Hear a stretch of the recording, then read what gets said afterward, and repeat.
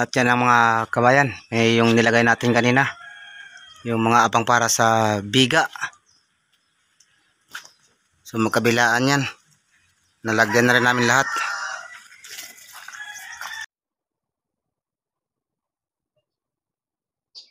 Ayan, at isa na namang magandang araw sa inyo lahat mga kabayan at mga kabayan natin na sa malayong lugar, Luzon, Visayas, Mindanao. Ito mga kabayan, napakita ko lang sa inyo yung ginagawa namin, i-update ko lang kayo dito sa ginagawa namin bahay gamit ay styrofoam o SRC panel ang tawag talaga nito. Yan, nakita nyo sa likod ko, ito na yung pader na ginagawa namin. Pero marami rin kami naka-line up ngayon at mga nagtatanong sa akin tungkol din sa magpagawa ng bahay ay gamit ay SRC panels. So ang sabi ko naman sa kanila, kung kaya nila kaming antayin, pwede kami. Pero sa ngayon medyo busy pa nga kami, malaki-laki pa itong gagawin dito sa bahay ni Bossing John Sarcon Sportswear or Team Sarcon. Yan ang kanyang Facebook account, Facebook page. Ayan, bago tayo magtuloy-tuloy mga kabayan sa ating video, niyaan ko muna kayo na kung hindi pa kayo nakapag-follow sa aking Facebook, Romeo Hongko. Sa aking Facebook page ay Romeo Mindanao TV. Sa akin namang YouTube channel ay Romeo Mindanao TV. Ganon din sa ating kaibigan na super bait din, si Idol Lagataw Vlog. Pa-support naman mga kabayan. At sa kanyang Facebook ay Pets Balangkit. Ayan, pakisuportahan nyo kami mga kabayan. Ang ibang mga views natin dito at mga subscriber natin, pakitamsakan nyo na rin si Idol Lagataw. Ayan nga, dito tayo sa part na likod ngayon. Ayan, nakikita nyo sa likod. Nakita nyo na, may palitada na. Pero mayroon pa naman kami dinugtong sa taas na hindi pa talaga napalitadahan. Kung nakikita nyo. Nakita nyo ba? Lunch break naman ngayon. Kaya mag-vlog muna tayo. Okay. Huwag na natin patagalin mga kabayan at start na tayo.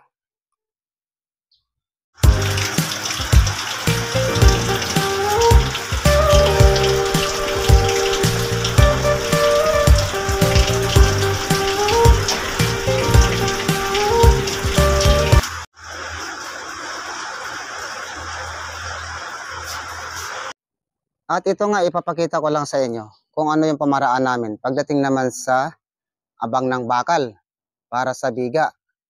So ito, kompleto na tayo dito sa abang ng mga bakal, sa mga poste na ito. Ang lalagyan naman natin ay para sa biga. So siyempre, ipapakita ko na sa inyo. Ito nga, wala pa tayong mga yumis pero sige lang. Pag nalagyan natin ng yumis ito, dapat sana wala pang palitada to. Titik-tikin na lang natin yung madadaan ng matatalian. Dahil napalitadaan to ng mga anak ko. Ito nga, dito tayo sa taas, akit tayo. Ito na yung mga panels na pinagtatabasan ko naman. Ito ipakita ko lang sa inyo kung ano yung mga pamaraan namin pagdating sa pagdugtong naman, pagdating sa biga. So ito nga, napansin nyo naman may malaki kaming flat mesh. Kasi naubusan kami, kaya ginamit ko na lang ay steel matting. Pwede naman yan. Pwede naman gagamitin ito. So makapal-kapal nga lang itong steel matting kaysa sa black iron na to. Matibay rin yan mga kabayan. Pwede nyo rin gamitin yan kapag naubusan kayo ng flat mesh. Kahit angle mesh, pwede nyo rin gamitin yan. May nabibili naman na mas malit-lit na bagay dito. Ito naman ay papakita ko sa inyo yung abang namin para sa biga. Dito. So itong poste namin, siyempre nakikita nyo naman kaposte naman talaga yan. Magmula naman dito sa taas, hanggang dito sa 1 meter na yan, o masigit pa, magdudugtong na kami dyan, bago ito bubuhusan. So, hindi lang talaga ito na buo, kasi nga may mga plano nung una, nagbago lang kaya hindi namin siya nahabaan. Pero wala naman problema na magdugtong tayo. Siyempre, iba talaga yung buo na sana para kahit paano hindi na tayo magdudugtong-dugtong pa. So okay lang yan, konting bagay lang yan ang pagdudugtong. Kasi sabihin natin na 1 meter ang dugtong nyo o masigit pa, 150 na sa inyo na yan. So ito yung pamaraan naman namin pagdating sa abang ng biga. So naglagay kami dito ng bakal. Ito. Ayan. Nakatali rin. Ang ginawa ko dyan ay makatapat naman ito. O, makatapat yan sila. Ito sa part ng dulo Pero magmula naman dito at papunta naman sa kabila. Ito nakikita nyo na. Ayan. 1 foot pa rin yan ang pagitan. Ganon din yan mula doon sa likod. Papunta naman dito sa part ng harap. Ganon din. 1 foot din yan. O 1 feet. Pagdating naman dito sa dulo, sa pagitan naman ng dalawang panels na to, siyempre may poste kami sa gitna, nagdoble rin naman ang bakal ko dito. Halos magkatapat. Wala namang problema kung di masyado magkatapat. Pero mas may pong dalawa dito sa part ng ganito, sa bandang dulo na ng panels. Yung iba naman talaga single-single lang. Pwede naman singlean. At sa ibang ginawa namin, hindi na kami naglagay ng katapat na yan. Basta pag nagmula dito, papunta doon sa kabila na yun. Ayun. O, napalapit nga lang ito ang paglagay. Kasi ito, yan, 1 foot doon. 1 foot lahat yan. Yun ang pagitan. So sa may part na to na hindi pa namin nalagyan, lalagyan pa namin yan. Na ganun lang ang pinakaparaan namin. Yung iba naman na sa part na yun, walang abang. Kung saan matatama yung dowels namin, ititiktikan lang namin yan.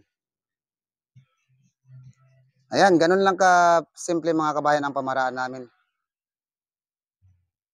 Kung sakali umorder kayo ng materials tulad ng mga flat mesh na yan, angle mesh, kung pagdating ng oras ay kinulang kayo, bumili na lang kayo steel matting, pwede rin naman yan.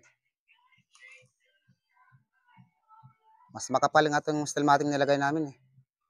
Talagang ikumpara mo to sa ayan, black iron na to. Pero siyempre kapag umorder talaga kayo, mas mainam na rin na may kasama na kayo kompleto na. Siyempre nabibilang naman talaga yan kung ilang piraso ang nagagamit. Kasi sa ganitong mga materials ay hindi maiwasan na kinukulang. Tulad ng mga UMIS na yan, pag kinulang kayo, pwede rin kayo magbender ng steel matting. Kung sakali lang kulangin kayo. O, sana kahit sa konting bagay mga kabayan ay may natutunan naman kayo. May nabigay naman ako sa inyo ng konting pamaraan kung paano ang pag-abang naman pagdating sa biga. Ayan. Kung nagustuhan nyo man ang content ko sa buhay mga kabayan, paki-share na lang din ng video natin. At paki-follow na rin ang aking page sa Facebook, Romeo Mindanao TV. Ganon din ang kaibigan natin. Suportahan nyo rin mga kabayan. Si Lagato Vlogs, si Pits Balangkit. Ang mabait natin na idol. Okay, ito ang tabayanan nyo kasi marami pa naman talaga kami gagawin. Hindi pa naman tapos. Naglalagay lang kami ng abang ng ganito. Kasi pagkatapos naman yan, magdudugtong na kami ng mga poste bago namin bubuhusan. Pagka nabuhusan naman yung poste na yan, pwede na kami dito mag-continue ng biga, paikot. Kasi itong gitna na to, yan, nakita nyo may bakal na yan. Sa pagitan na to, may bakal din sa gitna, may bakal kami doon, may poste kami. Yan ang bibigaan namin dire-diretso. Magmula dito sa likod, mag-overlap pa kami dyan. Titingnan namin kung gaano kahaba yung overlap namin. Kasi itong likod na to, wala na rin may-ari niyan. Pwede natin isagad yan dyan hanggang sa may gilid ng recrap, yung slab. O kahit mag-adjust man tayo pa-urong tayo ng konti, pwede rin naman. Depende na lang yan. Ganon dito sa part ng gilid dito, magbibiga din kami. Nakita nyo naman tong yero na to, talagang nakalawang na rin. Kailangan wala na talagang yan, choice kundi gibain na yan. Pati mga pader. Pero siyempre, hindi naman biglaan kasi sa laki ng gagawin namin. Marami pa itong mangyayari. Ayan sa mga nakukomment ka pala sa akin, antabayanan nyo yung mga kabayan. At kung gusto nyo magpagawa sa amin, sige, walang problema, pwede natin schedule yan.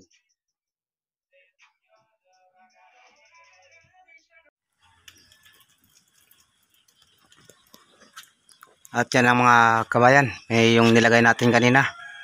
Yung mga abang para sa biga. So magkabilaan yan. Nalagyan na rin namin lahat.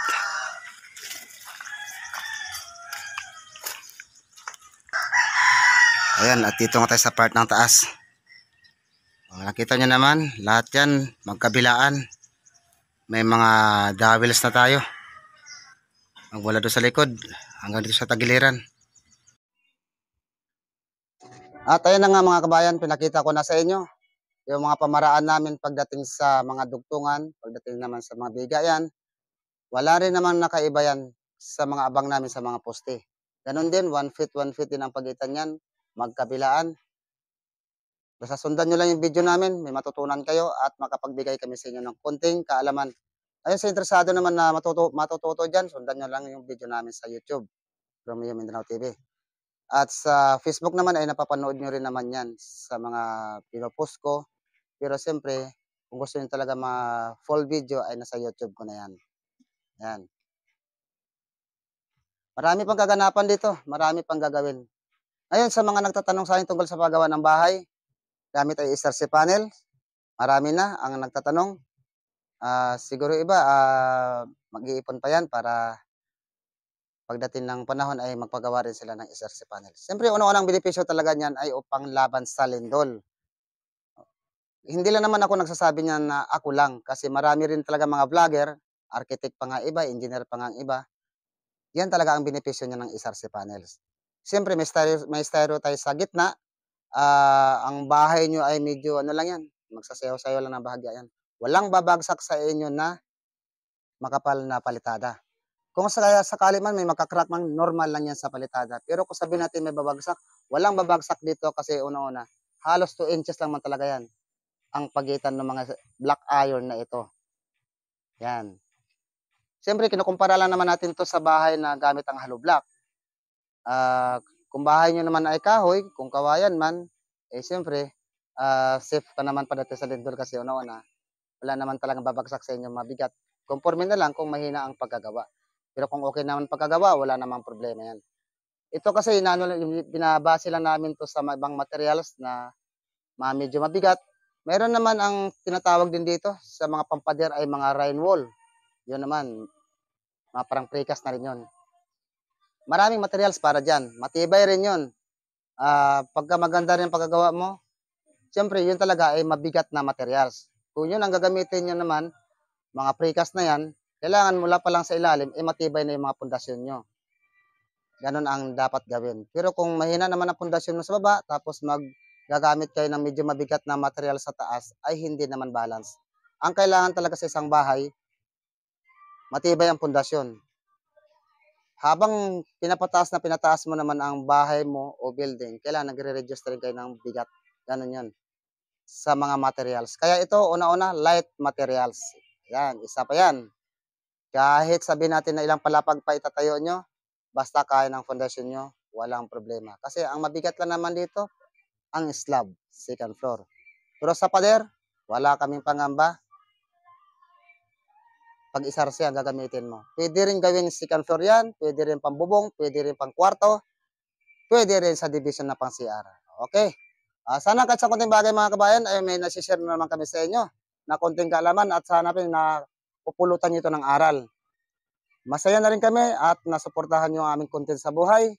Nagpagbigay naman kami ng konting kaalaman. Okay, hanggang dito na lang ang video natin at bago tayo matapos, please follow my page Romeo Mindanao TV. Sa aking YouTube channel ay Romeo Mindanao TV rin.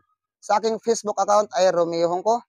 Ganon din sa aking kaibigan si Lagataw Vlog. Pasupport na rin mga kabayan at sa kanyang Facebook page ay Pits Balangkit. Ganon din sa aming bossing, Team Sarcon. John Sarcon Sportswear. Try nyo search yan para mayroon naman kayong may matutunan o makapagtanong sa kanya pagdating naman sa pagano ng mga damit, printingan ng damit at nagtatahi din sila ng damit. PM nyo na lang si bossing kung may katanungan kayo, kung ano dapat nyong itatanong. Okay, hanggang dito na lang at magandang hapon sa inyo lahat. Bye-bye!